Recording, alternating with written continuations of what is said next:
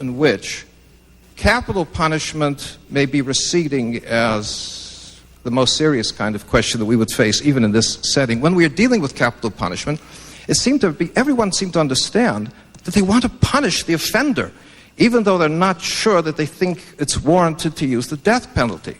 But now we have a number of people like Professor Paul Butler at George Washington University simply declaring that black people on juries should not convict black defendants even for the murder of black people. And 80% of the violent crimes suffered by black people are suffered at the hands of black offenders. It took us so many years to fill out the commitments of the 14th Amendment on citizenship, and now in the most curious reversal, we are seeing even black people saying that they are not sure that they have an interest as citizens in protecting the lives of their fellow citizens, in sustaining the laws that protect those lives, and even sustaining the laws that protect the lives of other black people. I will ignore them. I'll see you at 21 and we'll discuss this. Okay.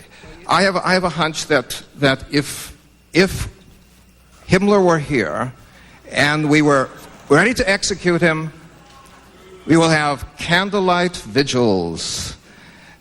Right? And once again I'd say, wrong vigil, wrong victim.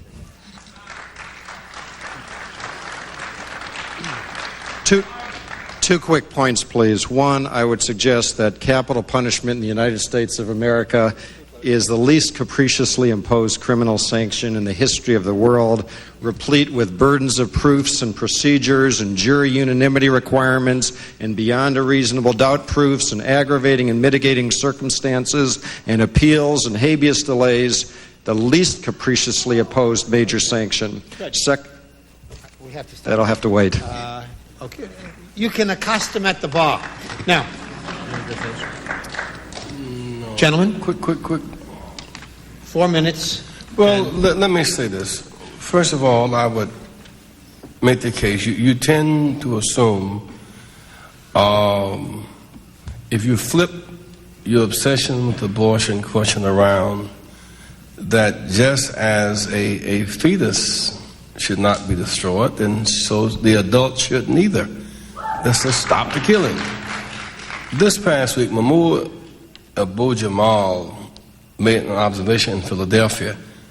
The former district attorney, a top gun of the homicide unit, admitted in a teaching video that the educated, uneducated female inner city young black should never be accepted as jurors serving in a homicide case. It further weakens the moral authority of the state's case for being qualified to kill somebody. I would close on this note. There was a biblical story of a woman was being stoned, an act of capital punishment. And Jesus asked, why are you killing this woman? And they said she broke the law. Prostitution. He said, but it's an all-male jury. And you can't prostitute by yourself. Where is her partner? Is there any among you who didn't have sex with her, wish you coulda, or tried to? If so, throw a rock. And no one threw a rock. And so he said to her, sin no more. The state executioners left frustrated. It was an arrogant, male chauvinistic, upper-class punishment for those least able to defend themselves. 2,000 years later, we need a higher ethic. Let those who would want to see an end to violence and killing strike the first blow. And let the beam of life obliterate the dark shadow of death. And let us go forward by hope and healing and not backwards by hate and hysteria and fear. I don't want to have it said that we ducked... it's been said, and I don't think it should be said, that we ducked the question of deterrence. The other side admitted that their hypotheses on deterrence were unfalsifiable, which in my young day was a sign of the weakness of an argument rather than its strength. We agreed with them their hypothesis was unfalsifiable. We don't duck their question. I would like to put one to them, though. Is it my impression mine alone, that to the list of potential crimes for which capital punishment would be necessary, that I adumbrated earlier, we would now have to add a woman and a physician involved in the termination of pregnancy. I must say, from your endless recurrence to this, I can't see how you could argue against it. Now, it pisses me off, I'm sorry to say, to be all the time lectured about the Third Reich and fascism. I think we on this side could say that we've stood up against fascism at least as vigorously as, say, the National Review has. And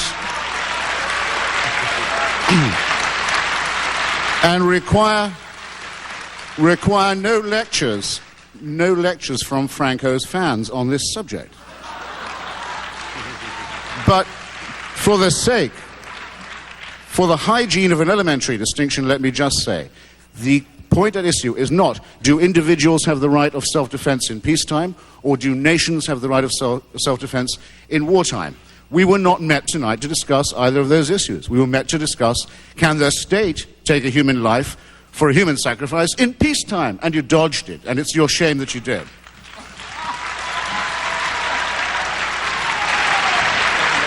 That's it? Okay. Gentlemen, hold it 1 minute. Please.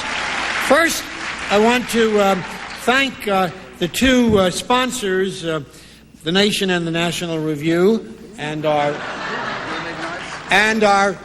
four participants, and especially the audience. See you at the bar.